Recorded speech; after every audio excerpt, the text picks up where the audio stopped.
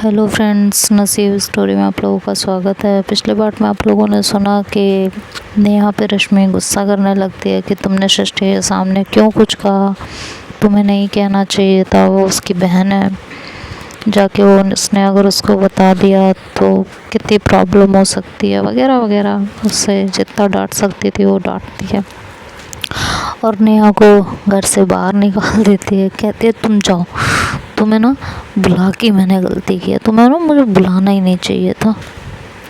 तो कहते हैं यार तुम्हारा ये सही है, जब मन करता है मुझे घर से निकाल देती हो, मेरी कोई इज्जत ही नहीं है। कहती है इज्जत देने लायक काम तो करो, पहले मांग के इज्जत मिलती है क्या।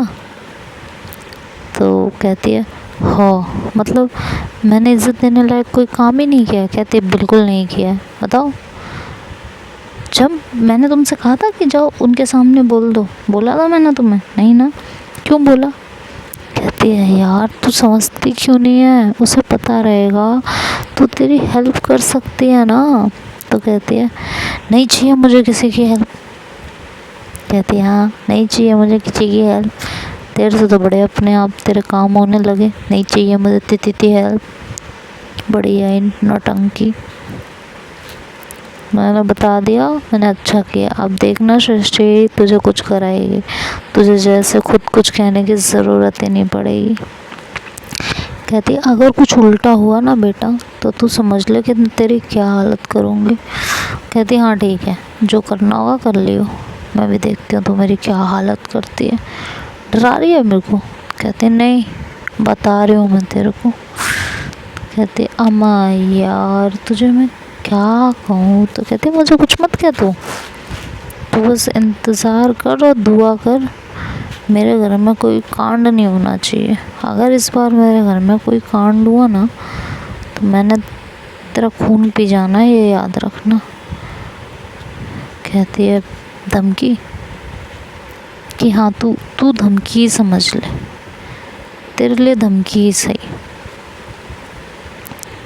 कहती है अजीब दादागिरी है। कहती है हाँ जो है यही है, अब दादागिरी समझ या जो मर्जी हो समझ। तो कहती अब तू जा, चल अब तू निकल यहाँ से। कहती है कुछ तो इज्जत कर ले, इज्जत देने लायक काम तो किया कर, इज्जत भी दूंगी फिर। मतलब तेरे कहने का मतलब क्या है, तू भी समझ रही है मेरे कहने का जो मतलब है। अब तू जा यहाँ से, गुस्सा मत दिला मुझे, इससे पहले मैं तुझे सड़क पर धक्के मारूं, चल जा। और ये कह के वो अंदर आ जाती है। फिर नेहा 2 मिनट वहाँ खड़ी रहती है और फिर हंसते हुए बाहर चली जाती है। उसको जाते हुए वो पीछे से देख रही होती है कि ये गई कि यहीं खड़ी है। तो जब वो चली जाती है तो रश्मि गेट बंद कर देती है। वो आके बैठती है थोड़ी देर ऐसे ही। उतनी देर में वहाँ सृष्टि आती है तो सृष्टि को देख के रश्मि थोड़ा सा परेशान होने लगती है कि ये कुछ कहे ना, कहीं कुछ और कह दिया या कुछ और तो बवाल हो जाएगा। मैं कैसे समझाऊंगी, क्या कहूँगी, नेहा क्या कांड करके चली गई है यार।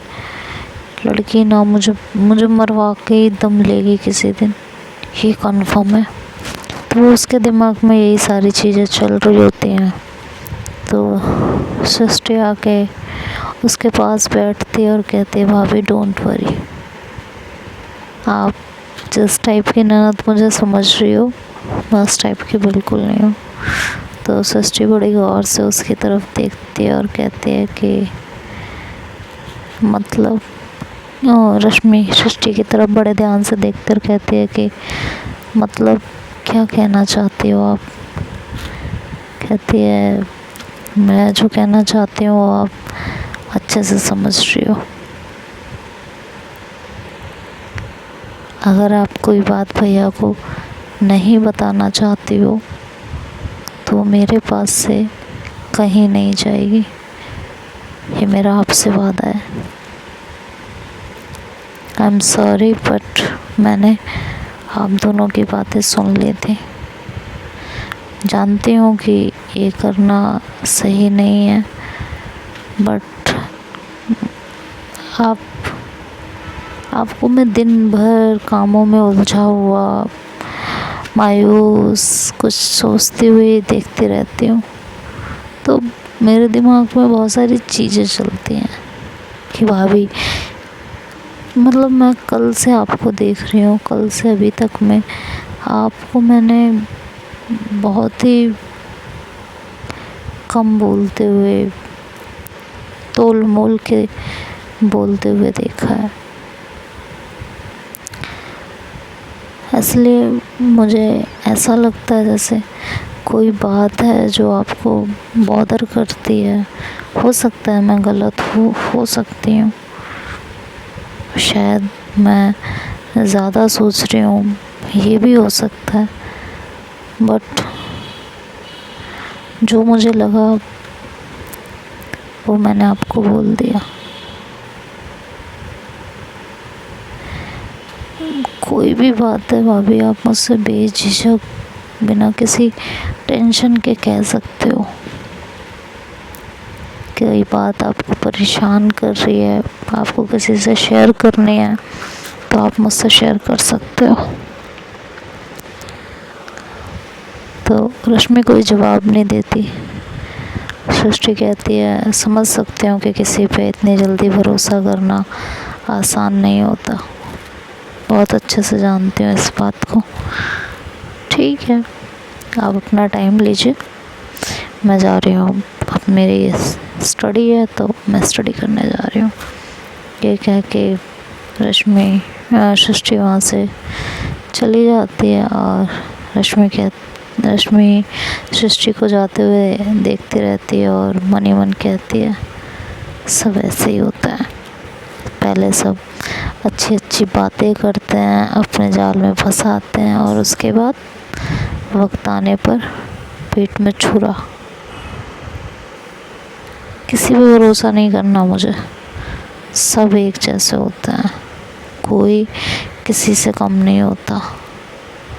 सबको जब मौका मिलता है सब पेट में छुरा घोंप के निकल लेते हैं, कोई भी हो। सृष्टि की बातों में आने की ज़रूरत नहीं है रश्मि, है तो जय की बहन ही ना। बचपन से दोनों एक साथ रहे हैं तो दोनों इतना अलग कैसे हो सकते हैं। परवरिश भी तो उन्हीं लोगों ने की है, संस्कार तो एक ही इंसान के पास से आए हैं ना।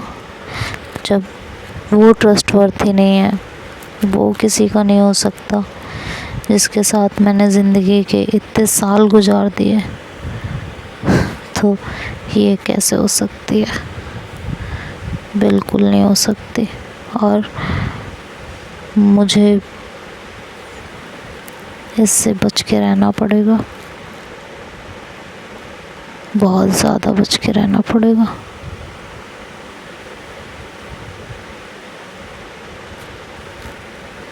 अब ये सारा पंगा करके चली गई, इसको तो अक्ल है नहीं, इसके साथ तो गलत हुआ नहीं है ना, गलत तो मेरे साथ हुआ है। तो मुझे पता है कि दुनिया कैसी है।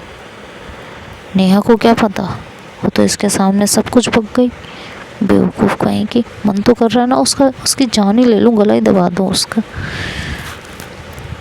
तो रश्मि यही सब सोचती रहती है। फिर टाइम बीत जाता है, बच्चा आ जाता है और डेली वही रूटीन चलने लगता है। करीबन सृष्टि को आए हुए 1 से 1.5 महीना बीत जाता है, उसकी भी जॉइनिंग हो चुकी होती है, और वही एज़ यूजुअल रूटीन चलता रहता है। अपने क्लिनिक जाना, क्लिनिक से घर आना, यही सारी चीज़ें चलती रहती हैं, और रश्मि का वही डेली रूटीन चलता रहता है। काफ़ी परेशान होती है, वो कुछ करना चाहती है लेकिन किसी से कह नहीं पा रही होती।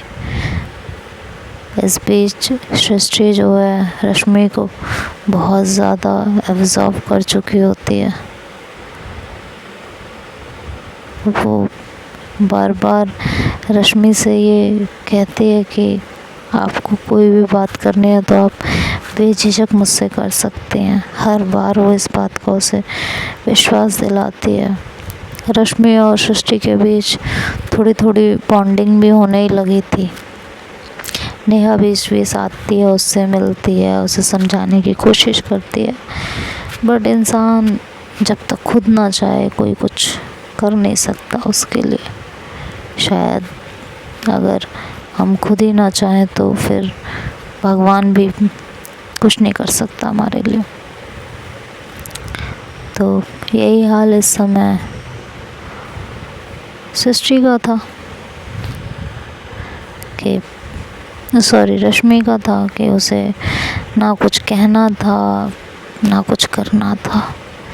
हाँ, बशर्ते इस बीच यही बात अच्छी हुई थी कि दोनों के बीच एक बॉन्डिंग हो गई थी। सृष्टि और रश्मि के बीच थोड़ी बहुत बातें, एक दूसरे के साथ हंसना बोलना, कभी शॉपिंग पे सृष्टि उसको ले जाया करती थी, यही सब चीज़ें चल रही होती थी। तो दिन बीतते रहते हैं। जय भी अपने आप को बहुत कंट्रोल करके रखता है इतने दिन तक। हाँ, थोड़ी बहुत लड़ाई झगड़े दोनों के बीच में होते हैं और जय का वो रूखा बिहेवियर सृष्टि के सामने थोड़ा थोड़ा आ जाता है। इस बारे में वो रश्मि से बात करने की कोशिश भी करती है, बट रश्मि साफ साफ कह देती है कि ऐसा कुछ नहीं है। तो फिर सृष्टि भी उससे ज़्यादा कुछ कहती नहीं है, ये सोच के कि भाई मियाँ बीवी का मैटर है। और ऐसे ही दिन गुजरते रहते हैं। 1 से 1.5 महीना, 1.5 से 2, 2 से 3 महीने गुजर जाते हैं। इस बीच जय का बैड बिहेवियर थोड़ा थोड़ा और सामने आता है, बट सृष्टि इस बार चाहती है कि रश्मि खुद उससे कुछ कहे, इसलिए वो उससे इस बारे में कोई बात नहीं करती। इधर एक दिन नेहा का फ़ोन आता है और कहती है रश्मि मुझे तुझसे मिलना है। तो रश्मि कहती है अभी नहीं, थोड़ी देर बाद। तो कहती है क्यों अभी मिलना है मुझे? तो कहती है क्यों, ऐसी क्या आफत आ गई? कहती है मैं बाहर जा रही हूँ। कहती है कहाँ?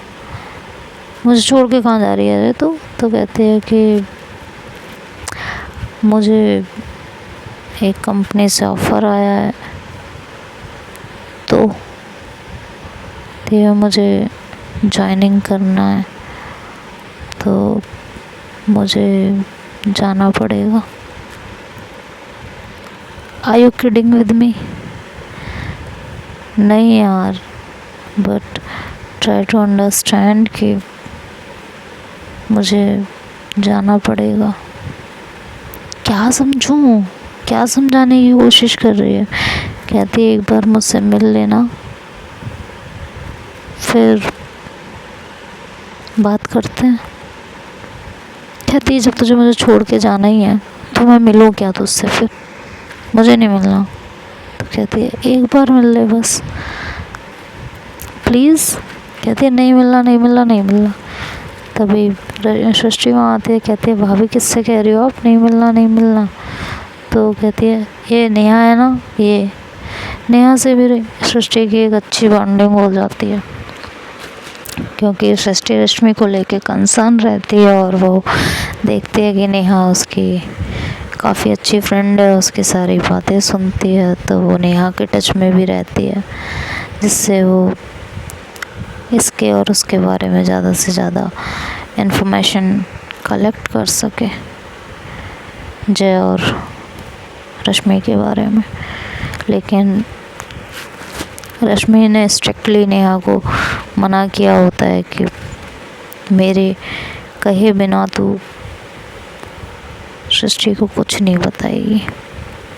हालांकि इसके लिए उन दोनों के बीच में काफ़ी झगड़ा भी होता है, रश्मि और नेहा के बीच, कि तुझे क्यों नहीं बताना।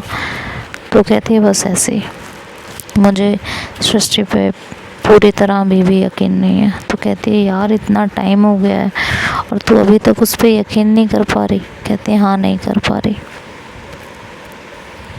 और इसलिए जब तक मैं नहीं कहती थी तो उसे कुछ नहीं बताएगी। तो इसलिए नेहा चुप रहती है। तो नेहा और रश्मि की मीटिंग तय होती है कि वो कल आके मिलेगी।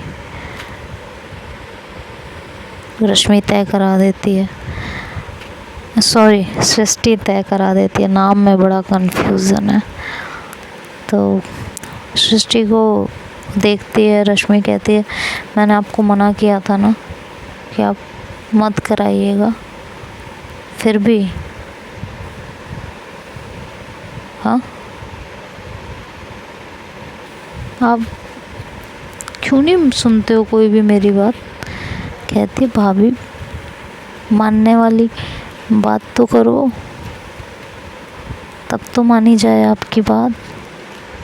अब ना मानने वाली बातें करोगी तो कैसे मानी जाएगी आपकी बात? आप ही बताइए। तो रश्मि चुप हो जाती है, कुछ नहीं कहती।